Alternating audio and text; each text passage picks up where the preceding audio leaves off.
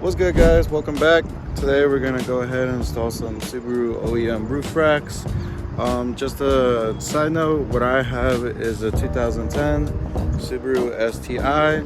So this is basically the same process of installation for like any like Outback, Forester and all that stuff to have the similar OEM roof racks. Pretty simple, pretty straightforward. I'll go ahead and show you guys what I'm talking about. So the roof racks that I got today are these right here. They're crossbars, the OEM ones. So you can see that they have the Subaru logo, but they're pretty straightforward. So all you gotta do really is just put them on the top of the roof and then just clamp them down to these bases right here. So with that being said, this is specifically for the 08 to the 014 model. It's just what I have is the hatchback. From what I do know though, is just that the sedan and the hatchback are gonna have a completely different size on the top. I'm not entirely sure, just because every single time that I was looking on the forums to find crossbars for these, it said that either they were universal between the sedans and the hatchbacks, or the hatchbacks are only for hatchbacks. So I don't know. If you guys know, down in the comments below, you can go ahead and put that down there. But pretty excited, to be honest. It's gonna change the look of the car. I think roof racks honestly go on hatchbacks. So the first thing you're gonna want to do is go ahead and get a towel. I already had it did this step, but any degreaser will work, like soapy water, and just wipe down the surface of this. If you notice, the top of the cars have these little indents right here. This is basically essentially where the roof rack is going to attach. If you notice, there is two holes here. So these roof racks have a little twist screw, which I'll show you in a little bit, but they're basically essentially going to be mounted to this base. So you have four locations. You have one on the rear, the other on the other side of the rear, one in the front, and the other side of the front. What we're going to do next is just grab your OEM roof rack. There are two different sizes. One is going to essentially be bigger than the other.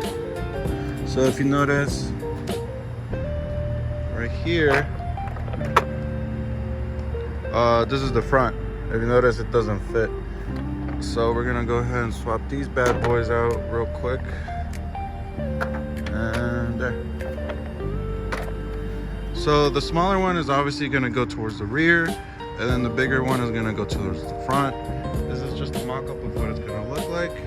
So when you're installing these, there's gonna be a little button clip on the side, and then the inside of that is a T30 screw. So just go ahead and unscrew that, and then what it's gonna do is it's gonna show the underneath, which is what you need in order to install these correctly.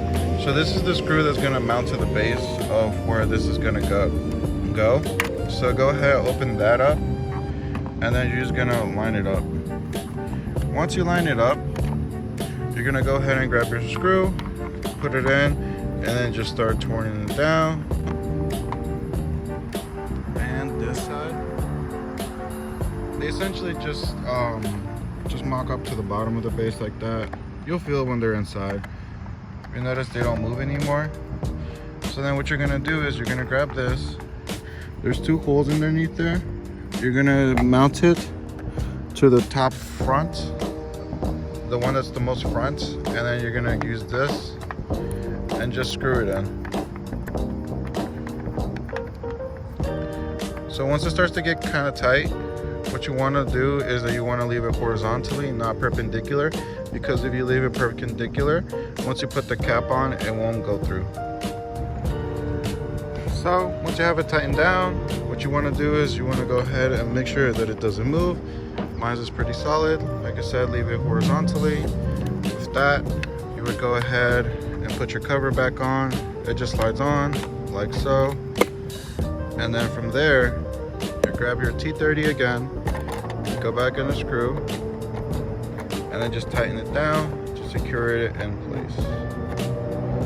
And then the process is the same for this side, that side, and the two rears. So let's go ahead and install these, and then let's see what the end result looks like.